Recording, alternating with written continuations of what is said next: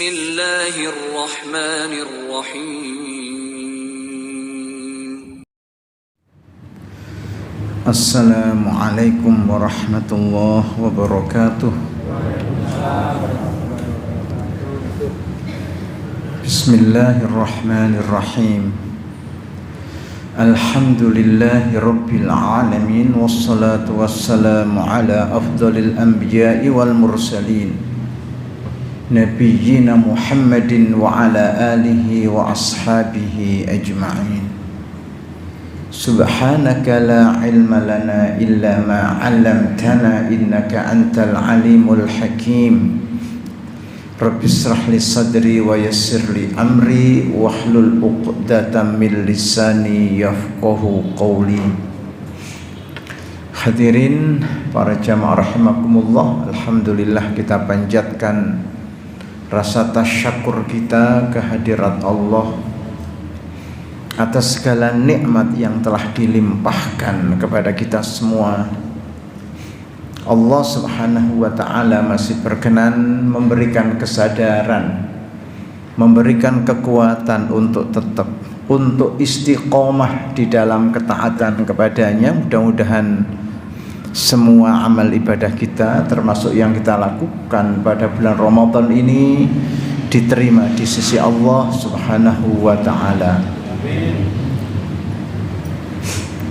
Hadirin, salah satu ayat yang ada di dalam himpunan ayat-ayat puasa adalah walitukmilul iddata walitukabbirullaha ala ma hadakum wa la'allakum tashkurun, agar kalian sempurnakan bilangan puasa Ramadan sehingga kalian besarkan Allah sesuai dengan yang telah ditunjukkannya pada kalian, agar kalian bersyukur. Dari ayat ini kita bisa mengambil banyak pelajaran. Di antaranya bahwa bulan puasa yang sudah kita laksanakan dan hampir selesai ini semuanya diperintahkan oleh Allah untuk mendidik manusia, untuk mendidik hamba-hambanya menjadi manusia yang baik. Yang kebaikan itu ada indikatornya. Ia akan membesarkan Allah, ia akan mengagungkan Allah, menganggap dirinya kecil, menganggap dirinya tidak bernilai ketika berhadapan dengan kekuasaan serta keagungan Allah. Hadirin, saum Ramadan telah mendidik kita sedemikian dahsyatnya. Di dalamnya terkandung nilai-nilai yang amat penting, amat berharga untuk kita rawat, untuk kita pelihara, untuk kita lestarikan pada sepanjang hayat kita. Inilah yang menuntun manusia untuk bersyukur kepada Allah. Puasa Ramadan menyebabkan kita tidak takabur, menganggap dirinya paling hebat, paling dahsyat. Puasa menuntun kita untuk tidak ujub, yakni sifat yang heran, terpukau dengan dirinya sendiri. Cuma katanya para ulama, perbedaan antara takabur dengan ujub itu tipis. Kalau takabur menganggap dirinya paling hebat, paling dahsyat, ada unsur menganggap yang lainnya kecil, remeh, tidak berguna. Sementara ujub terpukau dengan dirinya. Kalau dalam bahasa sekarang namanya megalomania. Megalomania itu perasaan paling hebat sendiri, paling pinter dewe sak kecamatan. megalomania. Ya padahal sebenarnya tidak ada apa-apanya. Nah, puasa mengajari kita untuk jauh dari takabur, jauh dari ujub. Puasa mengajarkan kita untuk bertakbir, membesarkan Allah, mengagungkan Allah. Itulah yang akan menuntun kita semuanya menjadi hamba Allah yang bersyukur. Dijelaskan oleh para ulama, asyukru isti'malu ni'amillahi ta'ala fi ta'atihi wa adamu isti'maliha ala ma'siyatihi.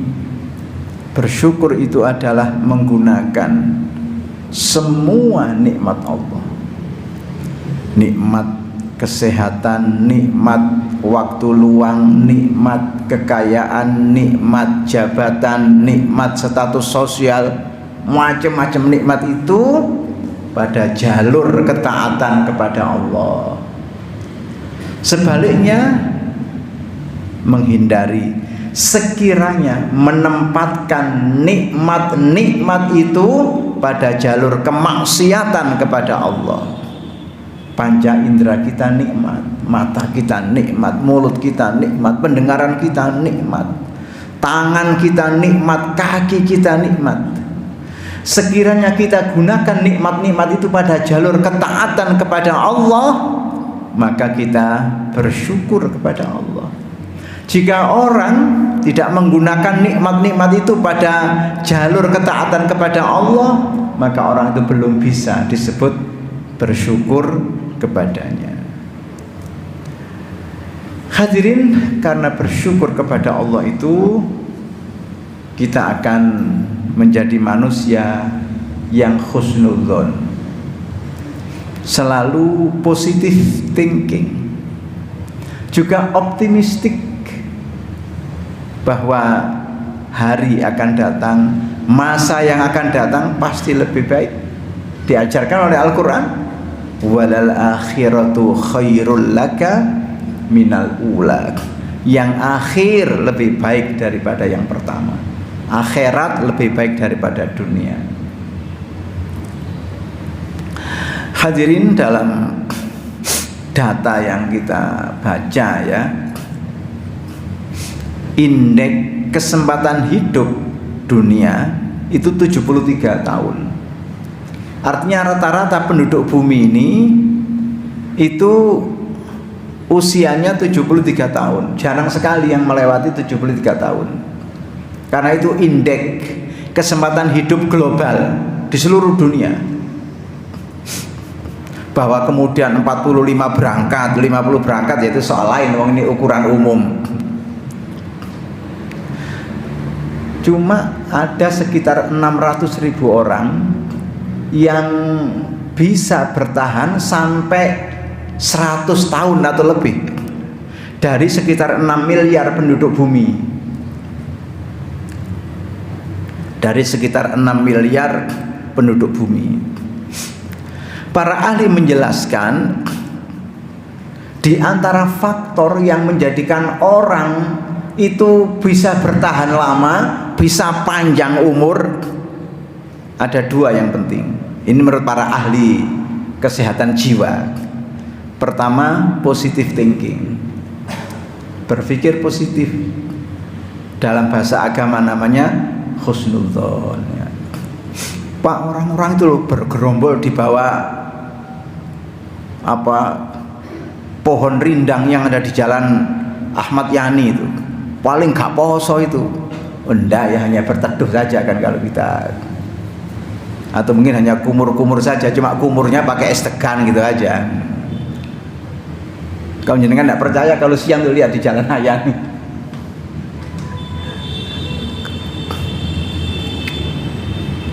Jadi husnudzon, berbaik sangka kepada sesama manusia, positive thinking dalam hidup kita itu membantu kita memiliki hati yang fresh, hati yang lapang, dan berdampak serius pada kesehatan fisik kita. Jadi untuk menjaga kebugaran fisik itu tidak hanya olahraga, selesai sholat langsung salto misalnya ya, belum tentu sehat ya.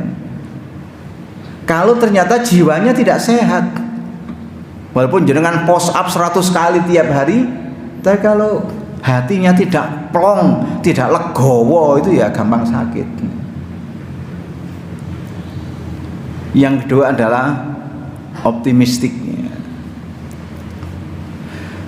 Optimistik itu enak ya, nyaman.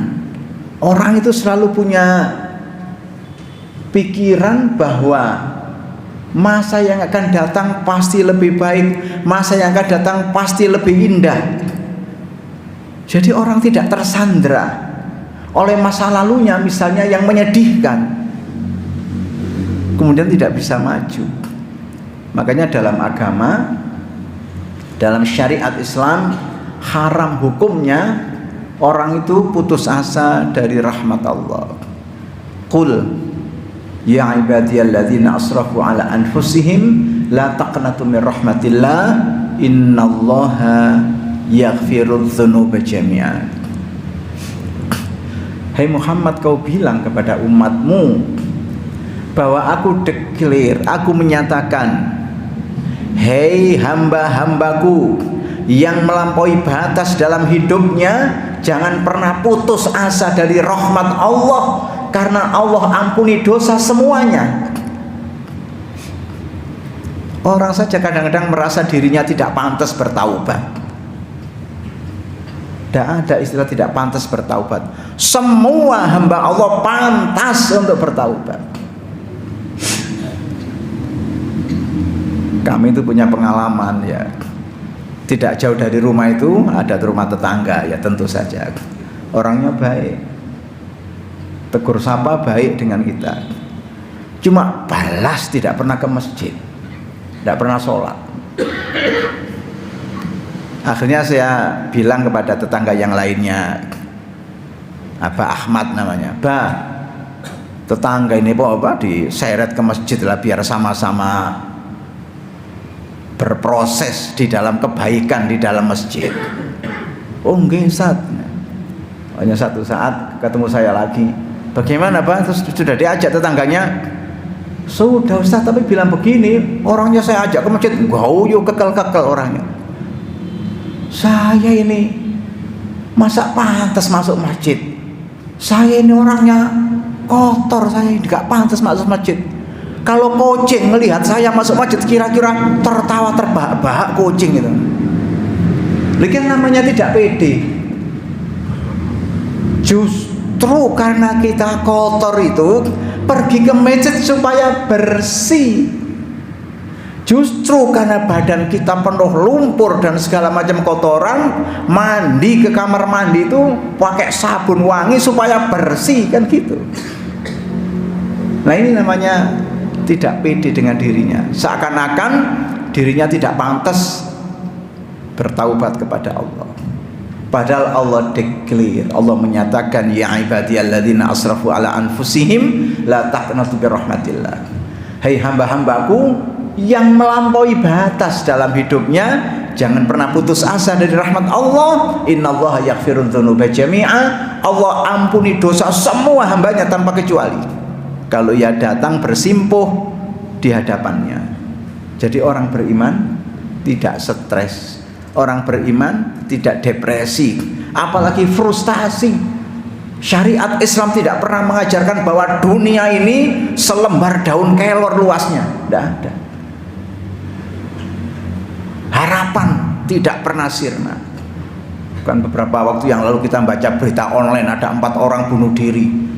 Ayah, ibu, dan 2 anaknya lompat dari apartemen lantai 22 yang gelepung, tingginya segitu, hanya karena tidak sanggup menjalani beban hidup. Dulunya hebat, dulunya hedonis, perusahaannya jatuh gulung tikar gara-gara kopat kapit 19 itu. Akhirnya jatuh, tidak punya duit, utang menumpuk, tidak bisa nyaur, terus kesewen terjun saja. Lah apa dikira bunuh diri menyelesaikan masalah?